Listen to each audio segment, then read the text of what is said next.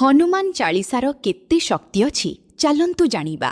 କୁହାଯାଏ କଳିଯୁଗରେ ଜଣେ ହିଁ ଏମିତି ଦେବତା ଅଛନ୍ତି ଯିଏ ଅତି ଶୀଘ୍ର ପ୍ରସନ୍ନ ହୋଇଯାଆନ୍ତି। ସେ ହେଉଛନ୍ତି ମହାବୀର ହନୁମାନ।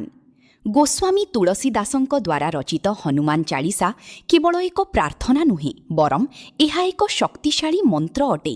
ଯଦି ଆପଣ ଭୟ, ଚିନ୍ତା କିମ୍ବା ମାନସିକ ଅଶାନ୍ତିରେ ରହିଥାନ୍ତି, ତେବେ ଏହାର ପାଠ କରିବା ଦ୍ୱାରା ଆପଣଙ୍କ ଭିତରେ ବଜ୍ର ଭଳି ଆତ୍ମବିଶ୍ୱାସ ଭରିଦେବ।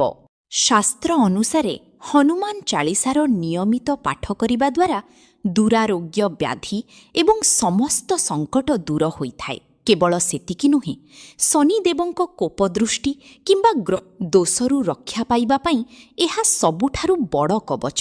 ଯିଏ ଶ୍ରଦ୍ଧାର ସହ ହନୁମାନ ଚାଳିଶା 100 ଥର ପାଠ କରେ, ସେ ସମସ୍ତ ବନ୍ଧନରୁ ମୁକ୍ତି ପାଇବା ସହିତ ପରମ ସୁଖ ପ୍ରାପ୍ତି କରେ। ତେଣୁ ବିଶ୍ୱାସର ସହ ଜପ କରନ୍ତୁ। ଜୟ ହନୁମାନ, ଜୟ ଶ୍ରୀରାମ।